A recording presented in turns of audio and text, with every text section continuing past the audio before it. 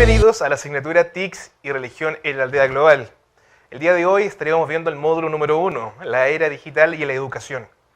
Vamos a revisar su contexto histórico, cómo ha sido su evolución y los nuevos desafíos y barreras que ha tenido hasta el día de hoy la educación y las nuevas tecnologías. Comenzamos el módulo número 1 llamado la era digital y la educación.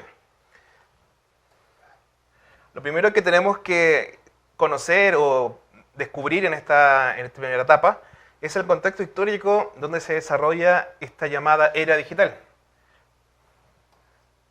La era digital también es llamada y conocida como la era de la información. ¿Por qué? Porque en este lugar es donde se juntan una época donde se guarda y se transmite información de distinto tipo, ya sea científico, educativo, ingenieril, y eso se le llamó TICS. ¿A qué se le llamó TICS? A esta forma llamada de tecnología de la información y la comunicación. En esta era de la información o era digital estamos inmersos actualmente. Por otro, tuvo un origen. Y este origen comenzó en el siglo XIV, cuando Gutenberg por primera vez genera esta imprenta, la cual empezó a masificar el contenido y el acceso a que las personas pudieran leer y poder aprender de lo que está sucediendo en distintas formas. Cabe mencionar que en los siglos anteriores, la persona que tenía el acceso a leer era la persona que podía controlar y tener el poder. Pero Gutenberg en Alemania genera esta revolución en donde se empezó a masificar este contenido. Pero claramente la época en donde se vivió era un trabajo manual, una forma de hacer la imprenta y transmitir el conocimiento muy lentamente. Como por ejemplo, esta persona que se encuentra aquí es la persona que pone las letras para luego ser impreso en este lugar y duplicado a través de una prensa que está acá. Este proceso era bastante lento, ¿ya? Muy lento, pero aún así ayudó a que las generaciones pudieran tener acceso a la comunicación y documentos de distintos países. Pero a medida que avanza el tiempo, hay una aceleración de estos contenidos con el siglo XXI. Al industrializar y mejorar las tecnologías para duplicar esta información, se aceleró el proceso y es conocido actualmente como la era digital, en donde el nivel de contenido que estamos teniendo es demasiada. De hecho, aparece aquí la persona viendo la posibilidad de conectarse a distintos contenidos a la vez, no solamente a uno, sino a varios. En esta era del siglo XXI sucede esto.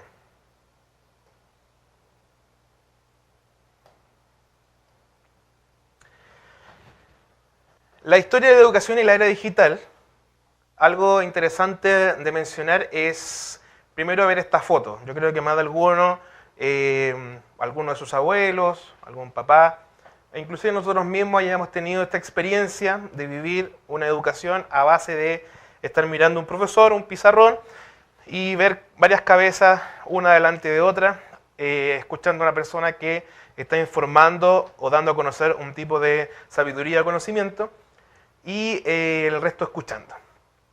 Lo curioso que hay que recalcar es esto, que esto surge en una época llamada Revolución Industrial.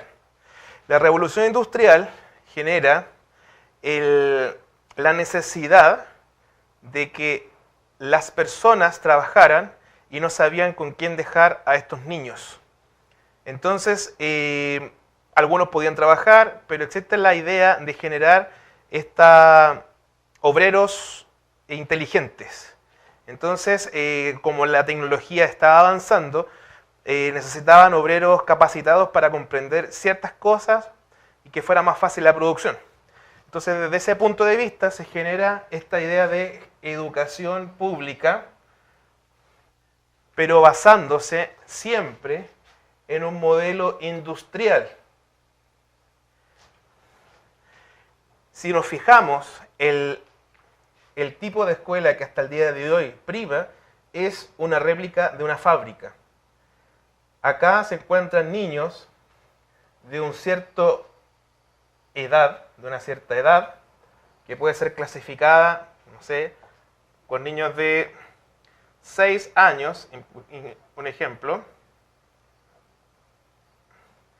Y para el sistema escolar sería que esté cursando primero básico. ¿Qué quiere decir?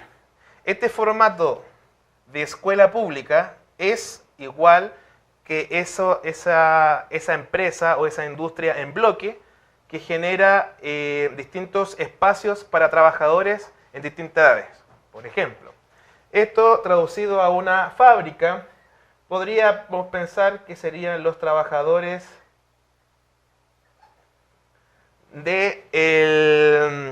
que ponían pernos en una rueda.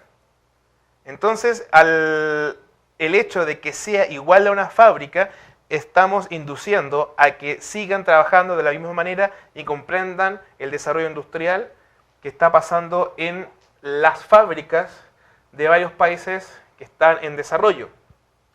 Eso significa también de que es un tipo de trabajo nuevo que está apareciendo, es una nueva forma de sentir de que el ser ciudadano o persona es validado y la educación es importante para las personas para poder aprender y poder desarrollarse sin problema. Cabe mencionar también que en esta época, con esta tradición también que viene de la Edad Media, de esa palabra llamada alumno, que es a, es sin, y lum es luz. Un alumno es alguien que no tiene luz, y la luz es sabiduría, entonces esa persona no tiene sabiduría, no tiene conocimiento. Solamente el que tenía ese acceso al conocimiento era el docente. Y él era la persona que tenían que escuchar y obedecer. Por muchos años este sistema educativo funcionó.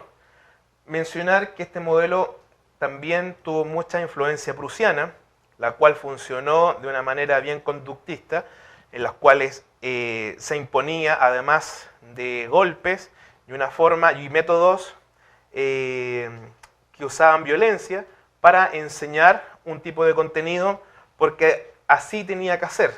Una frase típica es que alguna vez te va a servir, pero nunca decían qué. Pero las personas podían no cuestionarlo y decir, sí, en realidad esto me va a servir algún día.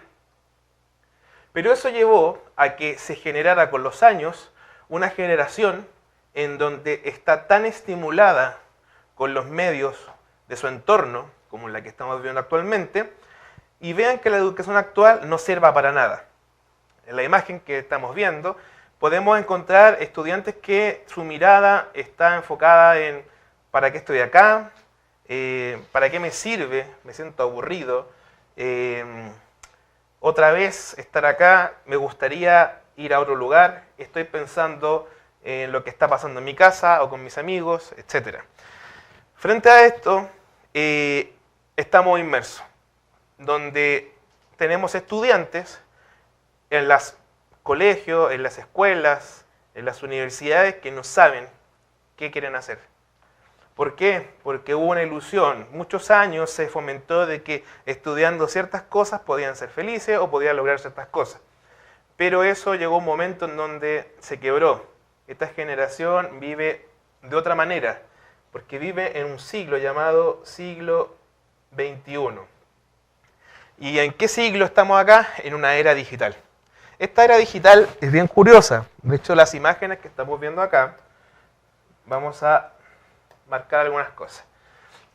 ¿Por qué se llama era digital? Nosotros venimos de una época en donde, podríamos decir, entró la máquina de escribir, pasó a ser un teclado de computador que se digitaba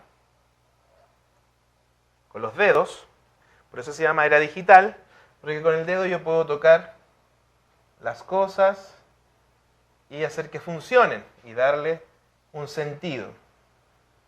Entonces, en esta era digital, tocando un botón puedo acceder a ciertos contenidos, información, comunicarme con personas, acceder a alguna película, comer alguna cosa, calentar en el microondas un pan, un hervidor, una televisión, un control remoto, funciona todo con dedos. Por eso se llama la era digital.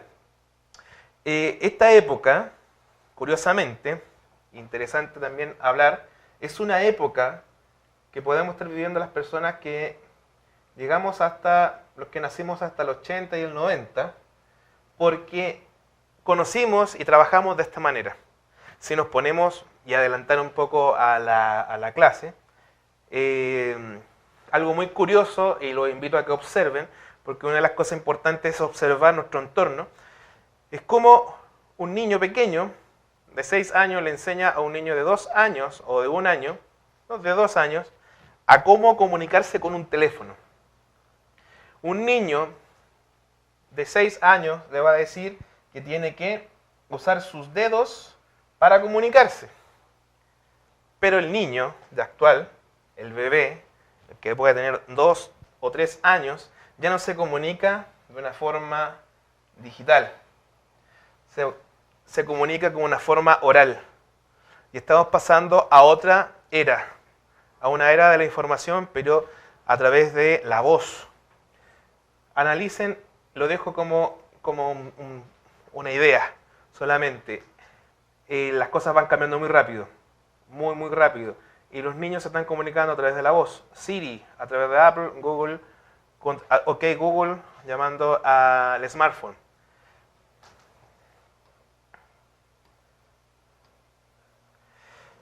Hay desafíos para este siglo XXI en la educación. La imagen dice, nos dan mucha información, pero no nos dicen cómo usarla. Más que venir a dar una receta o decir, de esta manera debemos hacer las cosas, yo los invito a que sean más analíticos en su entorno. Conversen, vean, conversen con niños, con adultos. Vean lo que está sucediendo en el metro, cómo la gente se está comunicando. Y desde ahí también analizar qué es lo que necesita la educación para este siglo XXI.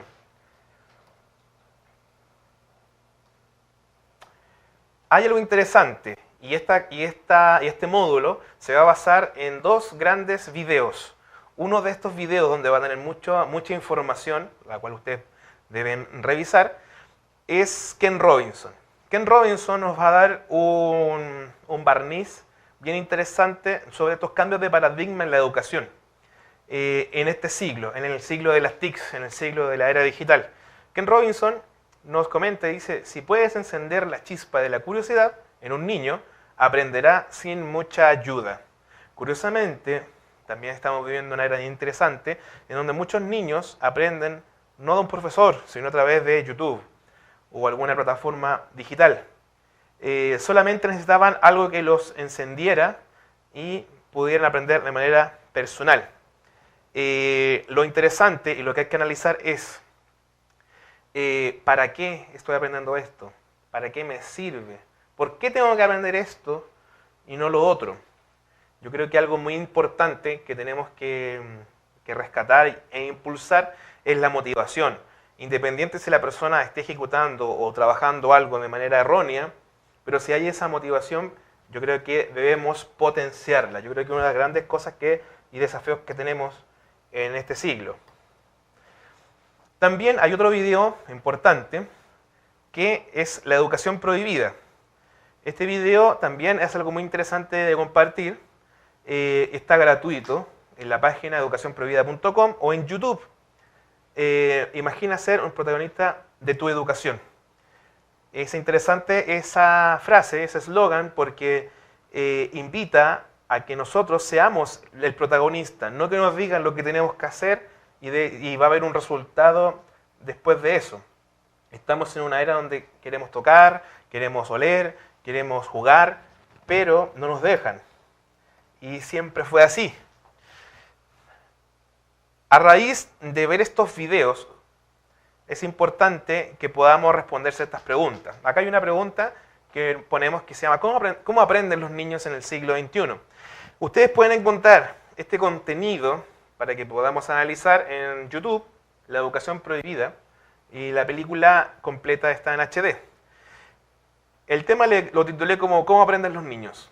Ustedes pueden encontrar este tema desde el minuto 26:55 hasta el minuto 53:20. Vamos a marcar acá. Perfecto. Dura 28 minutos. Dentro de ese video vamos a encontrar también algo muy similar en los minutos anteriores con lo que habla Ken Robinson. Van a poder contrastar los dos videos. Que sucede algo muy interesante, porque ambos explican el contexto histórico, cómo surge en profundidad, por qué, para qué. Se tocan temas interesantes y controversiales como el uso de fármacos en los niños, por qué y para qué. En esta parte, cómo aprenden los niños en el siglo XXI, hay puntos bien interesantes a destacar. Los niños son investigadores, por esencia, y son buenos experimentadores. ¿Y por qué le negamos esa opción? ¿Por qué la educación actual y los padres le niegan a los chicos a que investigan?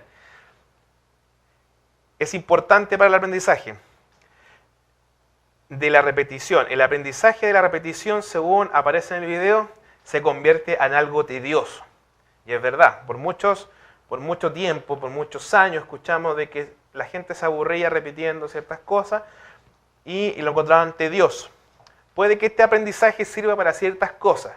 Un ejemplo, para aprenderse algún tipo de canción, poema, algún tipo de música o algún tipo de ejercicio, es necesario la repetición, pero que no sea el fin de la educación, repetir, sino solamente que sea una manera recordatoria para poder aprender ciertos contenidos, pero la idea de esto es que pueda pensarlo de manera crítica.